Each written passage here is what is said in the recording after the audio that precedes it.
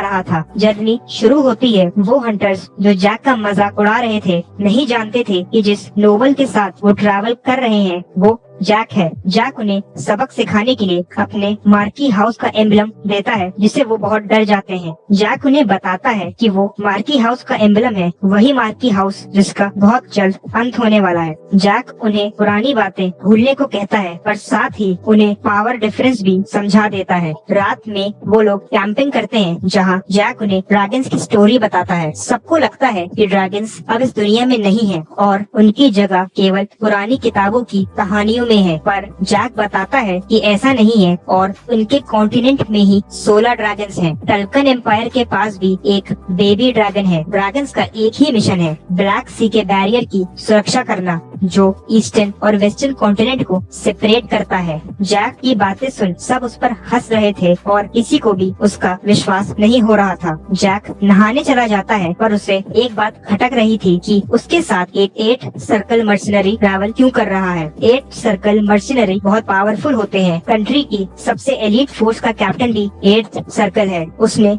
John के बारे में पहले कभी भी नहीं सुना था तो उसे शक था कि जॉन टल्कन एम्पायर का स्पाई है। वो अपना शक दूर करना चाहता था और इसलिए सीधे जॉन से जाकर पूछता है कि वो जो इतना पावरफुल है उसे फॉलो क्यों कर रहा है। जॉन के साथी ये सुनकर हैरान थे। जैक जॉन से कहता है कि वो सच सुनना चाहता है और अगर जॉन की बातों से वो सेटिस्फाई नहीं हुआ या जॉन टल्कन एम्पायर का स्पाई निकला तो वो उसे वही मार देगा। वो जॉन को अपनी बात कहने के लिए 1 मिनट का समय देता है। जॉन को अपनी सिचुएशन का अंदाजा हो गया था। ये बिल्कुल ऐसा था जैसे एक हिरण शेर के सामने हो। जैक का दिया हुआ समय और उसका सब्र दोनों खत्म हो रहे थे। तभी जॉन अपनी स्टोरी बताना शुरू करता है। जॉन और जेन एक दूसरे से बहुत प्यार करते हैं। जेन एक नोबल है पर जॉन कॉमनर था, इसीलिए उनका साथ रहना इम्पॉसिबल है। जॉन जैक के साथ इसलिए आया क्योंकि उसे लगा कि जैक के करीब आने से शायद उन दोनों का भी कुछ भला हो जाएगा। जैक का शक पूरी तरह नहीं मिटा तो वो जॉन का टेस्ट लेता है। वो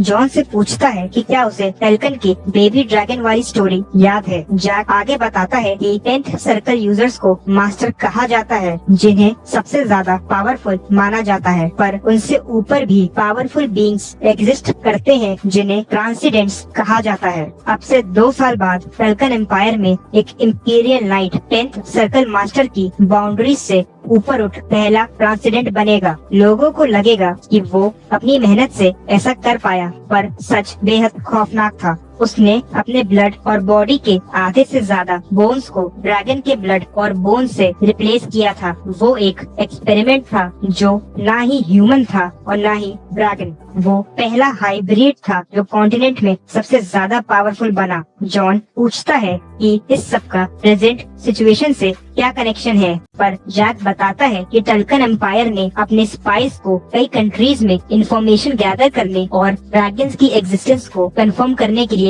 भेजा है। जॉन को ये सब फिक्शनल स्टोरी लग रही थी। जैक उसके एक्सप्रेशंस से समझ जाता है कि वो स्पाई नहीं है और वहाँ से जाने लगता है। तभी अचानक वो पीछे घूमकर जॉन पर तलवार तान देता है। जॉन का हाथ उसकी स्वॉर्ड की तरफ जा रहा था। जैक उसे वार्न करता है कि ये पहली और आखिरी बार है जब वो उसे छोड़ रहा है। अगर फिर कभी उसने अपनी ब्लड लस्ट ऐसे रिलीज करी तो वो उसके साथ बाकी सबको भी मौत के घाट उतार देगा। माहौल थोड़ा शांत हुआ और जैक सोने चला गया। जॉन के साथी उसकी सिचुएशन समझते हैं और ये जानकर कि उनका लीडर इतना पावरफुल है उन्हें उस पर बहुत गर्व होता है। जॉन अभी भी कांप रहा था। जब जैक ने उसे वार्निंग दी तो उसे लगा कि वो अपनी पैंट गीली कर देगा, पर जैक ने जो भी स्पाइस और ड्रैगन्स के बारे में कहा वो इस बारे में और जांच पड़ताल करना चाहता था। दूसरी तरफ मार्की को खबर मिलती है कि जैक के साथ गए सभी गार्ड्स और सर्वेंट्स फॉरेस्ट में डेड मिले हैं। डेड बॉडीज की हालत देख ऐसा लग रहा है कि किसी ने उन्हें बहुत एडवांस्ड मैजिक से मारा है। मार्की चिंता में है क्योंकि ये सब तभी हुआ जब एलीट फोर्सेस फॉरेस्ट में बीस्ट को मारने गई हैं। उसे किंग और ड्यूक पर शक है। वो अपने इन्फॉर्मर गोंजालेस से इस बारे में पता लगाने को कहता है। उसे जब पता चला कि जैक बच गया गया क्योंकि उसकी बॉडी नहीं मिली थी, तो वो उसे वापस लाने का ऑर्डर देता है और गोंजालेस को पूरी अथॉरिटी देता है। मार्की को लगा कि शायद जैक इस सब के बारे में कुछ जानता हो।